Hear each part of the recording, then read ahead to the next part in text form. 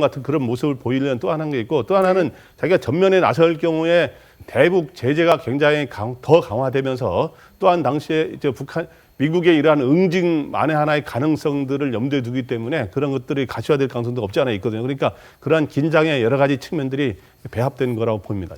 아니면요, 그 지난 4차 핵실험은 이제 그들 스스로가 수소탄 실험 성공이라고 그랬거든요. 그러니까 수소탄 실험 성공은 그 이전에 3차까지 핵실험과는 완전히 단계를 달리하는 것이었기 때문에 이제 김정은이 나서서 큰 행사를 했고, 그다음에 그 뒤에도 이제 무수단 발사 실험을 6차례 실패했다가 결국 성공했을 때 이제 자화자찬하면서 굉장히 좋아했던 모습을 대중한테 보여주고, 네. SLBM도 실패하다가 결국 성공하면서 또 끌어안고 뭐 이런 굉장히 대인민적인 모습을 보이지 않습니까? 근데 이번에 5차 실험 이제 그런 중요한 어떤 자기의 핵 능력의 어떤 고도화에서 어떤 중요한 단계를 접는 그런 핵실험이 아니었고, 그냥 통상적인 핵실험의 진화 과정이었기 때문에 아마 그 중요도나 성공의 어떤 과정 속에서 굳이 나서가지고 떠버리고 크게 호들갑을 떨 필요는 없지 않았나 이렇게 생각이 듭니다. 이번에 그 노동신문에 과거에 4차 핵실험 때는 노동신문 일면 톱으로 그냥 저거 몇 면에 걸쳐서 보도했는데, 이번에 그 핵무기 연구소의 그 발표는 일면 상단도 아니고 하단의 광고처럼 딱 발표하고 굉장히 의도적 축소를 한 거는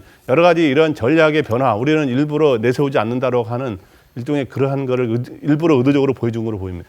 네. 추석 민심으로 한번 가볼까요? 네, 예. 그러시죠. 그러니까 이제 정치권에서는 추석 민심이라는 게 되게 중요해요. 특히 이제 대선 앞두고 있으니까.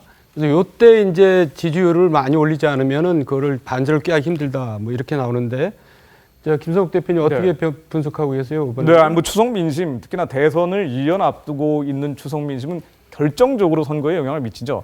그때 어느 정도 지지율을 확보하느냐, 이것이 많은 이 선거에 영향을 미치게 되는데, 뭐 추석이라는 것 자체가 지역도 모이게 되고, 또 세대 간에 그리고 직업군 간에 그 뒤섞이는 자리죠. 그야말로 많은 사람들이 한데 모여가지고 여러 가지 얘기를 나누면서 민생, 경제, 특히나 이번 같은 경우는 뭐 안보 문제까지 다룰 가능성이 많고요. 그렇기 때문에 이 추석을 전후해서 그 전에 있던 지지율과 그 직후에 나온 지지율이 어떻게 달라지느냐가 그 다음번 대통령 선거에 영향을 미친다고 봐야 될 겁니다. 2012년에도 그랬고요. 2012년 지난번에 대선 때도 박근혜 대통령, 그 당시 박근혜 후보가 미세하게 좀 밀리고 있다가 그리고 과거사에 대한 사과를 하면서 또 추석을 지나고 미세하게 앞서기 시작했거든요. 네. 이런 흐름들을 아마 이번 추석 때도 거치게 되지 않겠는가 예측하는 경우가 많습니다.